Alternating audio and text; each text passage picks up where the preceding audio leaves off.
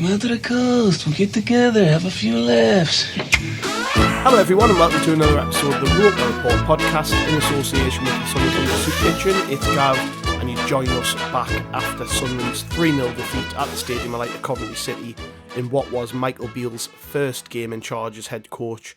And we're going to get straight into it because there is a lot to talk about and we don't want to drag it out and spoil your Christmas, ultimately. But hopefully we say a few things which might resonate.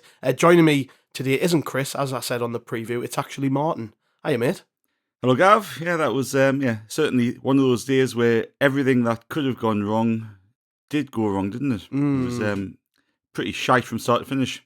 Yeah, and you're back on these shores, aren't you, to watch the games this Christmas time, which is a change for you. So they couldn't have turned up for you even, but there we go. Well, I was at the Leeds game, and that was a stark contrast to what we saw this afternoon, wasn't it? Yeah, let's get straight into it, mate. Let's talk straight about what sort of happened there. I mean, we've just been, me and you, watching the highlights before we came on just to try and sort of get the memory going again. It was really poor the way we conceded those goals today, wasn't it? I mean, the stats, when you look at them, indicate Sunderland actually played really well on the stats side of things. 21 shots, 6 on target, which isn't great, of course. 60% possession, 4 more passes, 4 better passing accuracy even. But the performance, in the end, it was poor, wasn't it? And there's no getting away from it. We saw no new manager bounce. We saw no indication that these players were inspired or energetic or really up for it. It just felt like everything was a bit flat in the end. Nothing felt different. And yeah, there were aspects of the performance that were good.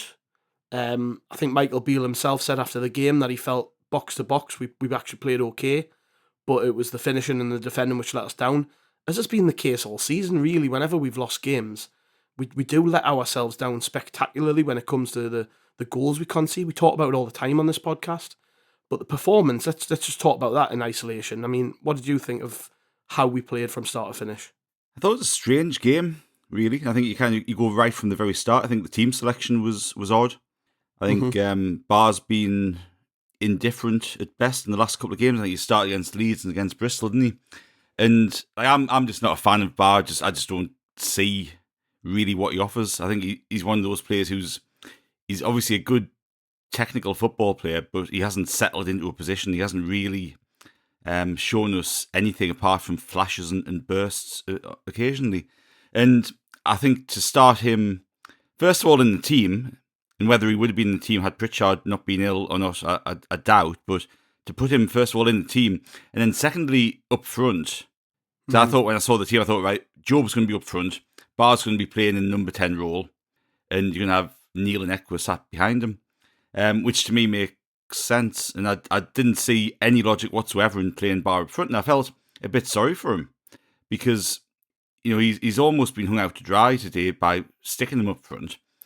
And for the you talk about performance, I thought the first 20 minutes we actually played all right. I thought we had a lot of possession. I thought we were passing it around pretty well. I thought we got into wide areas pretty well. Both Roberts and Clark had chances to go at their defenders. And, I think it kind of turns on that miss from Barr after about 20 minutes, doesn't it? Clark comes in, has a great shot. I think he forces the keeper into making probably the only half-decent save the keeper has to make in the whole of the game, as it turns out. But the ball comes out to Barr, and that's got to go in. It's one of them chances, isn't it? Like it's a sitter. Yeah, we've got to score that. We were on top, and I think if we score that, the game takes on a whole different direction. But of course, he blazes over the bar, and from then on, I think we kind of lost a bit of confidence, and that kind of was the story of the first half. Yeah, it was definitely that chance. I mean, there's no getting away from it. We'll talk about Barr because you brought it up there. I think I'm sort of in the same boat as you. I'm not really seeing it. I think I mentioned on the pod the other week that I just, I don't know what his position is. He's not a striker, certainly. And if you're one of those strikers on the bench watching that, you're not going to be happy because there's a lad getting in ahead of you up front who is never going to be a centre forward. There was obviously some tactical reason why they chose to put him there, but he's lacking in confidence. It's not his position. I think what you just said there is perfect. He was kind of hung out to dry, to be honest. And I think on the back of this, sometimes it takes a spectacularly bad kind of performance to really send the message home. But I think on the back of this, there's going to have to be a major rethink about what we're doing up front. Because I read it out before, 21 shots and only 6 on target, dominated the ball, yet we've scored no goals. I mean, we'll get on to the defending, but the issue at the top end of the pitch has been there for a while now. And and there's lads there who need to be able to be given a chance, a run of games to prove themselves. I'm not saying any of these guys are the answer. We don't know. I don't know if Ruson's the answer, because he had a little burst of games and I thought he played okay, and then he got injured, and now he seemingly can't get back in for whatever reason, which I could understand if the lads who were playing ahead of him, if it was really working, and we've seen like glimpses of it with Job playing further up, that's worked. And to be honest, I'm a bit surprised we didn't do that. A bit surprised maybe Bar didn't play a bit deeper alongside Neil, if that's what they were going to do. Or even O'Sheesh in for Bar and play Job further forward. I wouldn't have a problem with that, because Job has demonstrated an ability to score goals when he's played further forward. So I don't have a massive issue with that. But the team selection, actually, I think it was that was a weird one. I think you're right. If Pritchard had been fit, it would have been him instead of Bar. But even then, I still would have been looking at it and going, I don't know what was the plan there with regards to scoring goals, because it feels to me almost like we're just trying the same thing over and over here without getting anything. We're not. Yeah. It's not working, and we need to give one of these strikers a chance in the team. It smacked me of preparing all week for a team with Pritchard up front, then him dropping out this morning and being a bit scared to shuffle it around too much. But like you talk about Rusin, right? And to me, if and I know it's dead easy to say, right? But I said, we did something on the site earlier in the week about the things that Michael Beale has to sort out, or the challenges that he'd be keen to address in his first couple of weeks. And for me, like the biggest thing he's got to solve is the striker issue, because we've got 3 or 4 strikers at the club, and look, you can argue till the cows come home whether they're good enough or not. But as you say, they haven't been given a chance to prove that they're not. You've got Rusin there, who scored a really nice goal on Monday night against Arsenal's under-21s. I don't know if you saw it, but it was a tight angle header, just a real poacher's goal. And you kind of think, look, he's had a decent run out there. He's scored a goal. He's back from injury. And if you're Beale coming in and go, look, this team hasn't been scoring. It's got a few strikers. Nobody's managed to get them firing. I'm going to get one of them firing. And you go and you set your stall out straight and put Rusin up front today and let him have a go in a home game with a big crowd. And it baffled me why he didn't, because what we saw transpire today, as you say, it's this, like the performance today. I think Beale did some things that I didn't agree with today. I think he was really slow with subs, and I think he should have made some subs at half time. But that performance is pretty much identical to what we've seen all season. Lots of possession, lots of chances, not being able to score goals. And, that's not on Beale. That's on the coaching, the recruitment and all that sort of stuff, because we haven't managed to get anything firing yet. But, yeah, it just baffled me putting Bar up front. I just thought it was a really, really strange decision. And, I actually thought he played well in the second half, though he to be correct, to all fairness to him, he came out in the second half where, I think he should have been took off at half time. But he came out in the second half and he actually played well. He's probably one of our better players in the second half. So all credit to him from a mentality point of view, because he came out and sort of did well in the second half, and it would have been easy to kind of sink into a shell. But the most concerning thing, I know we're kind of jumping about the place here, but the most concerning thing with the whole performance today was how we heads dropped. Yeah, 2-0 down, our heads dropped, and we have not seen that all season or last season from this group of players. We went off it completely, and whether that's just a reaction to the whole last 2 or 3 weeks, or whether there's something else, or whether it was just a one-off, who knows? But we just dropped our heads and we kind of wrote the game off, and that was concerning because we haven't seen that from this group before. Yeah, that was the big concern. It's like I said at the start, there was no energy, there was no... No. I don't know if enthusiasm's the word, but normally when a new manager comes in, you're at least expecting to see a reaction from the players to say, okay, we might not necessarily agreed with the decision for the last manager to go, or some of them may have, I don't know. But you would like to see them at least come out in that first game and show sort of him what they're made of as a group. And it just wasn't there. It wasn't there at all. I think it was very much the patterns of play and the way we move the ball and stuff. It's all stuff we've seen all season. It didn't matter who was on the touchline today. I remember seeing an interview with Mike Dodds, and he'd said this was during the time. Obviously, we hadn't officially appointed anybody, and he'd said that they planned everything up until the Coventry game in terms of tactics and team shape and everything. So, and I said this on the preview with Chris. I said that, I was pretty much expecting this team to just be more of the same, really. I wasn't expecting Beale to make any tweaks, really. I suspect that as a group, the coaches, particularly the ones who've been here a lot longer than Beale have, I would assume that the things like selections and the way we played would have mainly been down to the group as a collective. So I find it hard to blame Beale for the performance, but I think it was very obvious that he had to make some early changes and he didn't. And I don't know whether that was on him or not. I think you're right about Barr, by the way. We said this at the game, that second half he was like a different player. He was much better. Things he was trying to do in the first half that weren't coming off were coming off. So you've got to give him credit for that. And you know what it is? To me, I don't go in on players, particularly if they're trying their best. And to me, he does. He tries his hardest. Maybe it's just not working, But I didn't think he deserved to be jeered off the pitch the way he was. I thought that was pathetic, if I'm honest. Well, him and a lot of fans let themselves down with that today. I mean, there's a lot of things that people have got a right to be angry about at the minute. Well within their rights to voice their opinions. But jeering a young lad off the pitch like that, that's not representative of the fan base. I think that's pathetic. I think the people who did that really let us down today. And, it was kicking off all over the place after that. We were talking off air and you mentioned, because you were sat in the Premier Concourse, that there was a slightly different atmosphere up there. Maybe people who don't go to as many games were up there, and sort of people who were back for Christmas and things like that. So maybe it was a different atmosphere. But where I was, in the southwest corner, it was pretty vile at that point. And I don't know, I just think it's harsh on the lads. I think Barr was poor. Yes, he didn't deserve to be treated like that, though. And you mentioned Ekwa got the same treatment. I was crap for one of the goals where he lazily sort of didn't really put himself in front of the ball. Yeah, there's no getting away from that.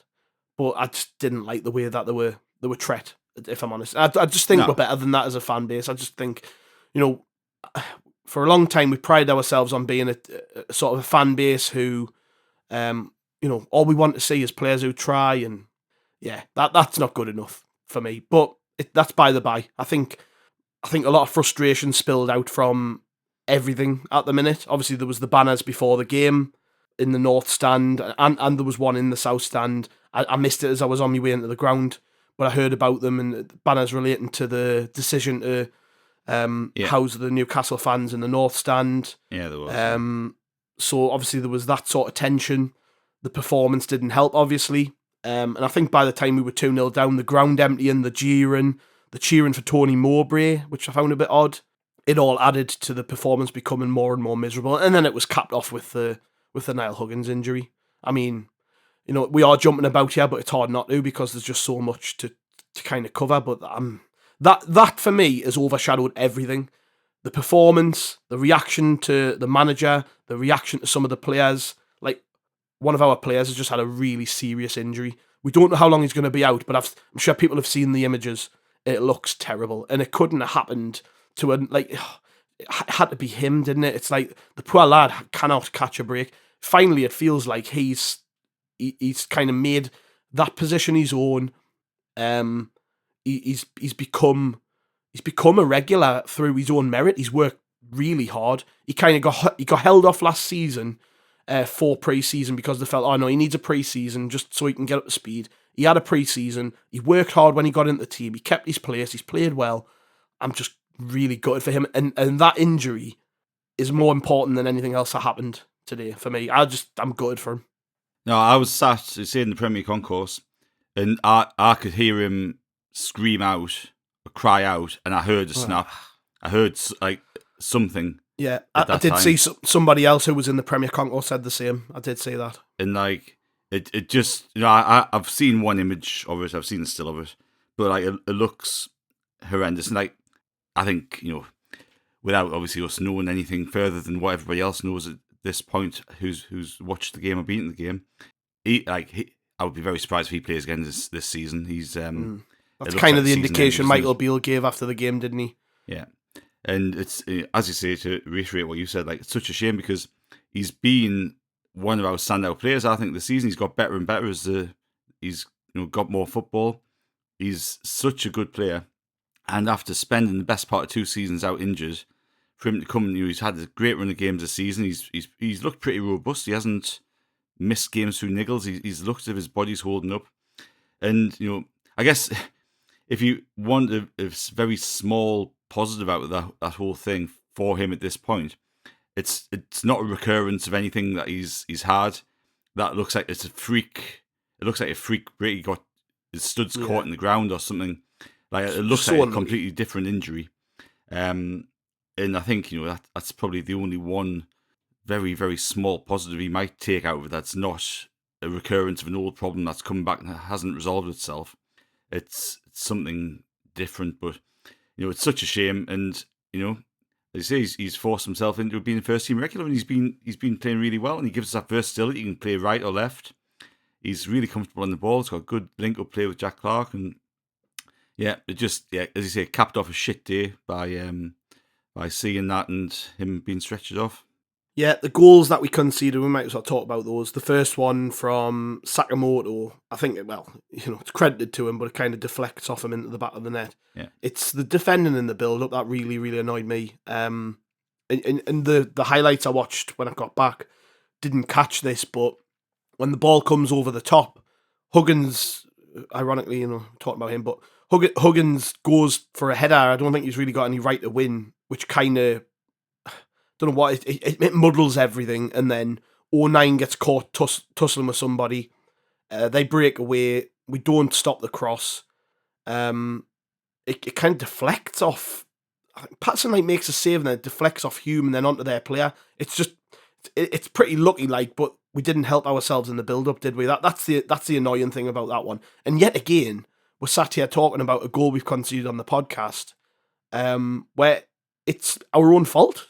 We've self-inflicted goals yet again. We never seem to just concede good goals. It's always shite defending. It's really irritating us at the minute because we're so much better than some of the mistakes we're making. Good players are making silly mistakes every week, and it just feels like we're incapable of keeping a run of clean sheets together at the minute. No, it does, and as you say, it came. I think Patterson had the ball and we were playing around with it at the back. Patterson chips it over to the right-hand side, and we don't win the header. But, I think shortly after Bar's miss, Coventry had a couple of great chances, didn't they? Patterson pulled off a brilliant double save from. So we had a warning that, these aren't going to sit back and just let us attack them. They're going to come out. So we'd already had that warning. And to get into that position, when, essentially we had possession of the ball was just crap. And, I've been a big fan of 09. I do like him playing centre-half. I know some people don't, but I do like him playing centre-half because I think what he gives you progressing with the ball out of defence outweighs his deficiencies usually. But that incident today where he wasn't looking at the ball when he's chasing, I think it was with Wright. He was looking at Wright and he tried to just shoulder barge Wright to outpace him to win the ball, and he lost out. And if he just concentrated on the ball, he would have had a far better chance of defending it. And that's another mistake, and I think it's only like we'll, as regular listeners will know, we'll usually defend 09 because I think he does get harsh criticism and unjust criticism a lot of the time. But I think it's important to call out 09 today because I think he had 5 minutes at the end of the first half where he was diabolical, and I think for that goal he was really, really poor. The goal obviously went in. There was a pinball machine in there and sort of deflected back off the Coventry lad for a goal. But then shortly after, we had that situation where he was tussling in the box again from a Coventry corner. Referee warns him once. Corner's about to be taken. 09 wrestling again, brings the lad down. And I tell you what, if the Coventry player had any awareness about him, if he just kicked that ball into play, they would have got a penalty because it was a foul. And he was brainless. And again, I'm a massive fan of 09, but that was absolutely brainless. And he's been caught out at Swansea, and he's been caught out another couple of times this season. And like that has got to stop, because like that could have easily been a penalty. I say if he just moved the ball into play, the referee would have had to have given a penalty. The reason he didn't give a penalty was because the ball wasn't in play. He gave 09 a yellow card for it, and like that was just that was a terrible 5 minutes for 09, because like we could have been 2-0 down, and obviously we ended up being 2-0 down later in the game, but like it was needless. Yeah, it felt like we saw the best and worst of him in that period, because I thought first half 09 had a really good game. No, he handled did. them pretty well, and then he makes that. Yeah, and then he makes that mistake where he doesn't need to do it. They score. It's not just him, but he does make a mistake in the lead of that first goal. And that one you've just highlighted there, that really pissed me off, because he got away with it the first time. The ref pulled him back. He said, "Right, come on, sort it out." Blah blah blah. And then seconds later, it happens again, and if the referee had awarded a penalty as a result, he would have had nowhere to hide, because he'd been warned seconds before. Like I say, I know he's not the biggest lad. I know he's not the most physical in terms of his upper body strength and his height and all the rest of it. But he doesn't need to do it. Just be more streetwise, Be more streetwise. It's not difficult. I get pissed off with him doing it. Like, honestly, if Coventry had been switched on, because you could see it happening, because he ran from the back post to almost the front post, holding the lad. And if Coventry had been switched on, they would just chip the ball into the box. The referee would have given a penalty, because it was the foul was 3 or 4 seconds, and like we were fortunate that Coventry didn't spot it or the corner taker didn't spot it to take advantage of it. But 09 gets booked for that, and then he's on the knife edge all game, and it's not the impression that you want to make on your new head coach on his first day in charge, is it? No. And then the second goal was, again, terrible from us. Too easy. Huggins gets done. Then the ball comes across, and I've got no idea, to be honest, what Pierre was doing. He doesn't even... It like, if you're going to say something was lazy, that was lazy. Yeah. Because in that situation, you're expecting him to get his full body in the way to stop it. I don't know whether he was tired from running back or what. It's not an excuse. You've got to get your body in the way of that.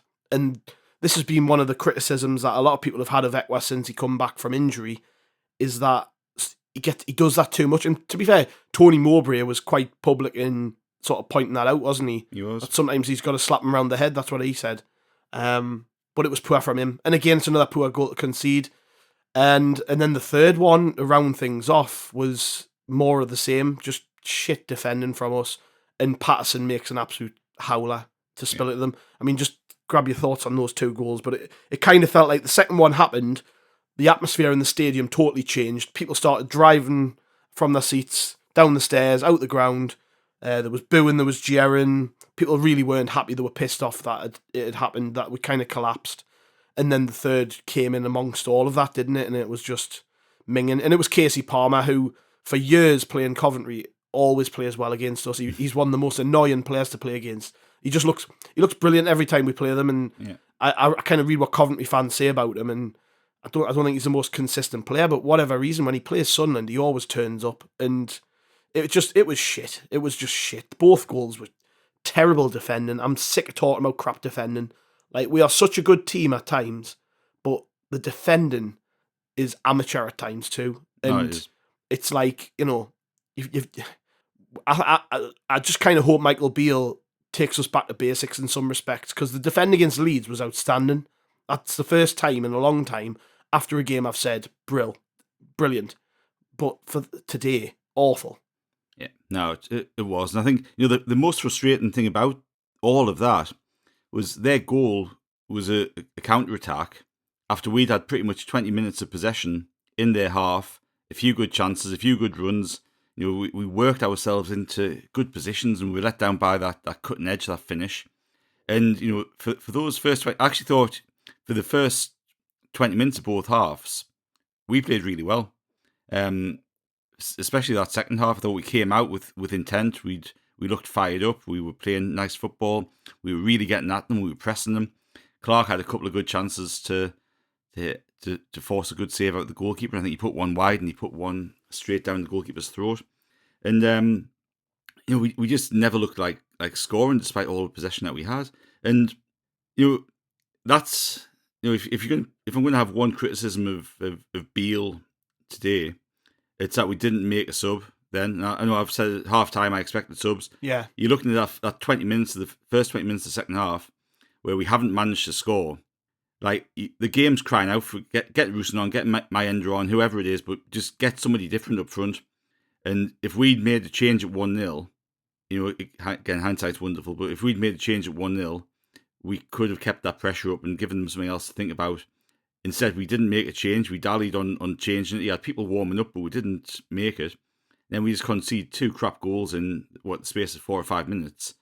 And, the game goes from being, it was relatively positive in the opening stage of the second half. 5 minutes, it goes completely on its head. And, look, defensively, I agree. Like, we keep talking about the same problems in defence. People getting dragged out of position. We're not defending well.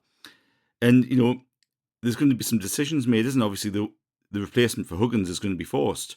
But you've got Pembele, who played for the under-21s on Monday, who looked really good for 45 minutes he got there. He's going to come into the team probably sooner than he might have expected now. I think Silt's got to come into the reckoning. Whether we go with a back 3 or a back 4, I don't know. But as you say, against Leeds, we defended so well with Silt as part of a back 3 that you wouldn't be surprised if we tried that, because Beale's come with a reputation of not really liking wingers too much and not playing with wingers too much. So going with a couple of wing backs and maybe having Clark somewhere a little bit further in field, and maybe switching Roberts out. I don't know, because Roberts flattered to deceive. He had a lot of the ball. He got on the ball a lot and he had some good runs, but there's just nothing in terms of end product. And you're kind of looking at his stats for the season. It's not a one-off today. It's been the case for the whole season that he's just not productive. And in a team that's struggling to score goals, is he one of the reasons for it, or is it the lack of a striker affecting how he's his end product is? I don't know, but we need to try something different there as well, because it's just not working. Yeah, that's the big takeaway. I think we've got to try something new. I think it's okay to kind of point out that while you might like players, they might have to come out. I wouldn't, if Luke O'Nien got dropped from that defence, which I don't think he will. I don't think he'd have any complaints, to be honest, because he's had a couple of indifferent performances where he's making silly mistakes. Don't think he will, by the way. But you mentioned Silt there. He had a cracking performance against Leeds, and then he's nowhere to be seen. And I just think it's not. He deserves to come back in. Yeah, if you're looking for a positive, right, and it's difficult to find one, but if you're looking for a positive today, you could argue that it could well be a case of 2 steps backward to go 3 steps forward, right? Michael Beale's come in, and the rhetoric all week has been, there's got a great team here. There's not much to do, just a few little tweaks and all that sort of stuff.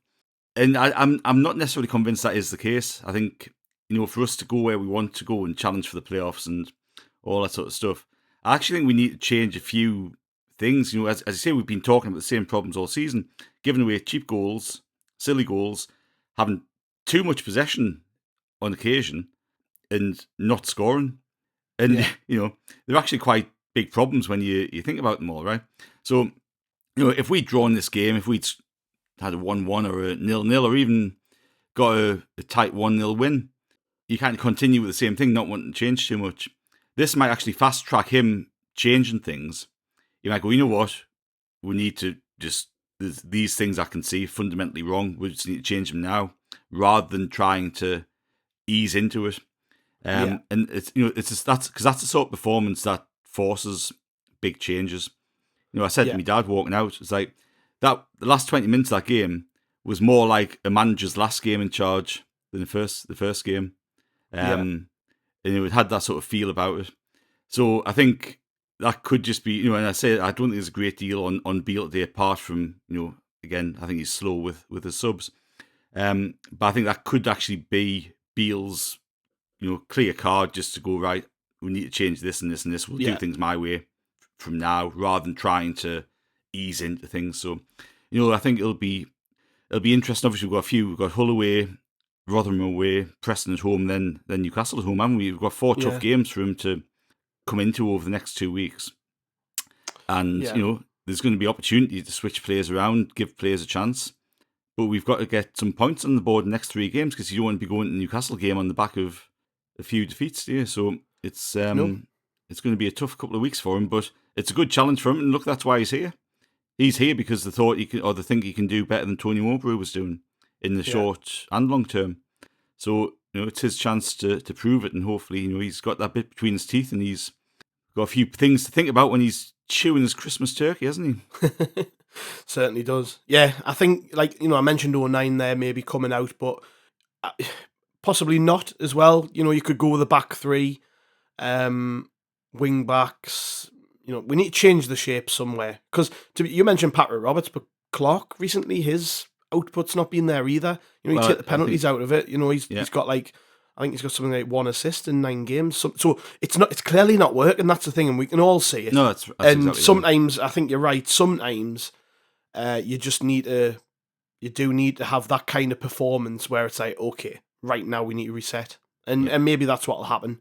I hope that's what'll happen, because at the minute what we're doing isn't working properly. We've had a couple of good results there where we had the wins against Leeds and West Brom, but still this is the same theme coming across now from the performances we had under Mowbray. Yeah. These are some of the same issues. The defending is clearly a problem, and it does kind of feel like we're not addressing it properly.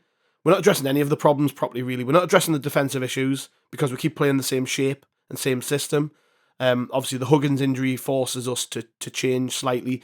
I suspect it'll just be, Sealed coming in, maybe going with more of a back 3, that sort of thing.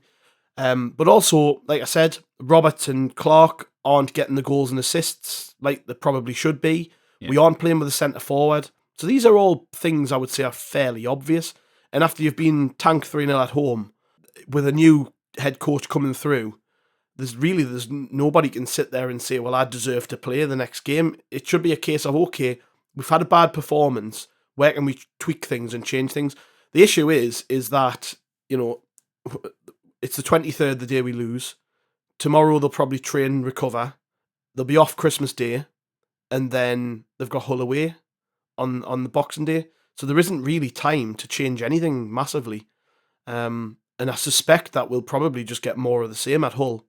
So it's like, when do you flip things around? But I think you look at how we changed from the West Brom game to the Leeds game, and we came into the Leeds game with a whole different approach. That's completely different how we've played all season in terms of approach and tactics, right? So I think we can do it, and I think Tony Mowbray was maybe a little hesitant to do so, because he kept saying about how young the players were, and we need to make it simple for them and all that sort of stuff, which, there's probably some truth in that, but also you need to be able to trust players to be able to do different things in games, and we showed against Leeds that we can do that. So I think he will make some changes, some tweaks to it, because, clearly that system with Ekwa sat in midfield and Bellingham and Neil in front of him isn't working. It's leaving us wide open in midfield on occasion. I agree with you. I don't think 09 will be dropped, and I think Beale will be wanting to keep the players on side, keep the players on side, and 09's a big fundamental part of that. He's a big person in the dressing room. He's the captain at present. I think he needs 09 on side just to keep things ticking along. So I think I wouldn't be surprised to go to a back 3. And I think that would probably be the right thing to do. Obviously, it's a shame that Huggins is out, because I think he's better going forward than he is going backwards, and wing back probably suits him well. But that's another conversation for another day. But yeah, looking on the positive, you go, okay, well, hopefully that performance actually speeds things up for Beale. It takes him 3 or 4 weeks ahead of where he thought he might be. You don't there's nowhere to hide after a game like that. So No. let's get cracking with it. Absolutely, mate. Well, I wish we were going into Christmas talking about more positive things, but we aren't, unfortunately. But there we go. I hope you have a good Christmas, mate. Enjoy. You too, and likewise to everybody listening. Yes, thank you everybody who's bought the book, donated to the Soup Kitchen fundraiser. We'll leave that running till the end of the month. So if you can add to that, that would be fantastic. I think we're pretty much sold out of books, but if there are any copies left, you can probably get them on the Hull of Supreme website, so check that out. Unfortunately, we're not leaving you with happy memories of Sunderland's latest performance, but there we go. Hopefully things will turn around at Hull, and we can be a bit more positive after a nice Christmas as well. It would be good, wouldn't it? Because let's hope so. That's about as low as it gets. I don't think there's ever been a worse opening home game in history for a Sunderland manager. I think that's literally the stat. I think it's nobody's history ever had. Making. Yeah, nobody's had such a bad start, so it can only get better from here, surely. Cheers, mate. Thank you very much. Cheers, Gav. And thanks to the listeners. We'll catch you after Hull, and hopefully we've got 3 points to talk about.